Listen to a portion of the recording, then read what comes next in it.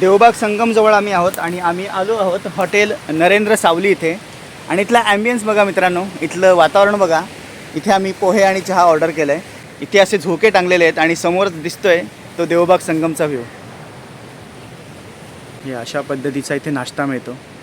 आंबोळी उसळ म्हणा, आंबोळी चटणी म्हणा, कांदा पोहे, उसळपाव, मिसळपाव, वडा उसळ, कोकम सरबत, स्प्राईट, मेरिंडा, जे काय आहे ते तुम्ही ऑर्डर करून ह्या सुंदर अशा परिसरात बसू शकता.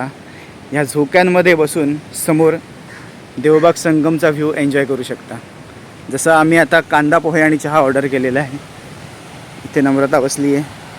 थोड्याच वेळात आम्ही आता नाश्ता करू आणि मला थोडा माउथ ऑर्गन इथे वाजवायचा आहे. त्याचे शॉर्ट्स घेऊ आम्ही आणि इथून निघू.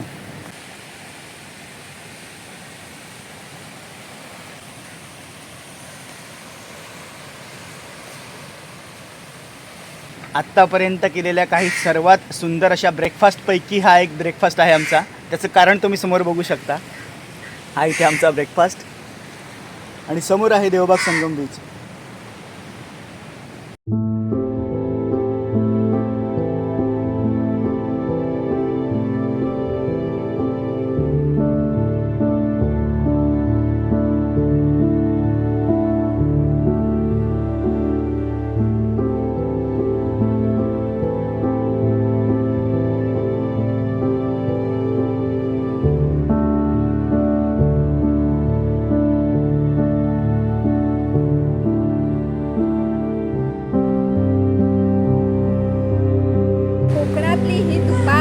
दुपारचे 1 वाजलेत. संपूर्णपणे ढगाळ वातावरण झालंय.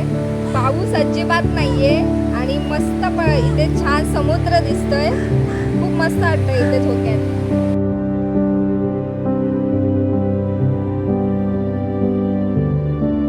ही नितांत सुंदर जागा बराच वेळ न्याहाळत बसलो. समुद्राकाठी बसून मनसोक्त माउथ ऑर्गन वाजवला.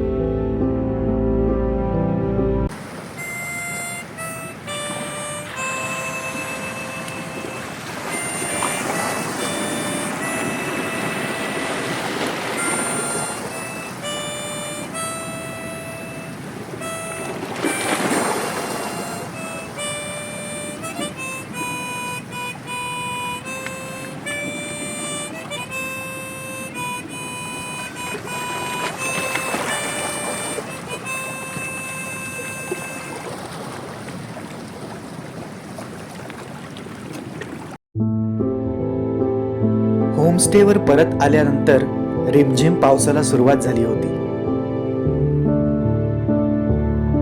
बराच वेळ तो थांबण्याची वाट पाहत होतो, पण तो कोसळतच होता.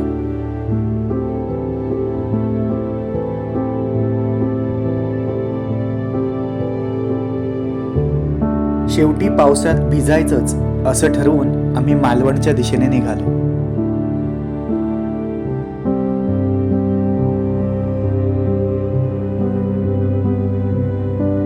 मालवणच्या वाटेत लागणारी काही मंदिरं पाहिली.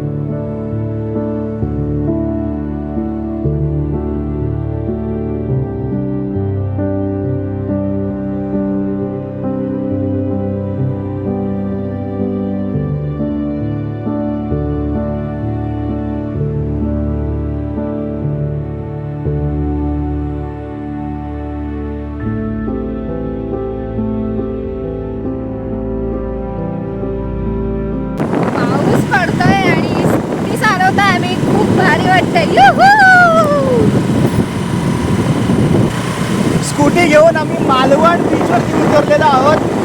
रिमझिम पावसाला सुरुवात झालेली आहे.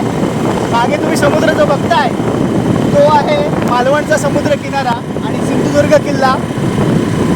बीचवरती स्कूटी चालवायची वेगळीच मजा आहे आणि तेही पावसामध्ये, तेही कोकणातल्या पावसामध्ये. डान्स शूट का रील शूट सुरू आहे मागे बघा, नाचतायत लोक पावसामध्ये.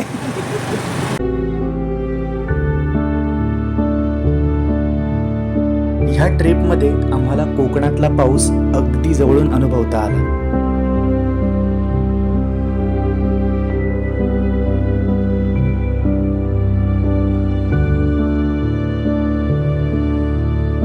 तुम्हीही अशा कोकणातल्या पावसाचा अनुभव घेतलाय का? कमेंटमध्ये नक्की शेअर करा.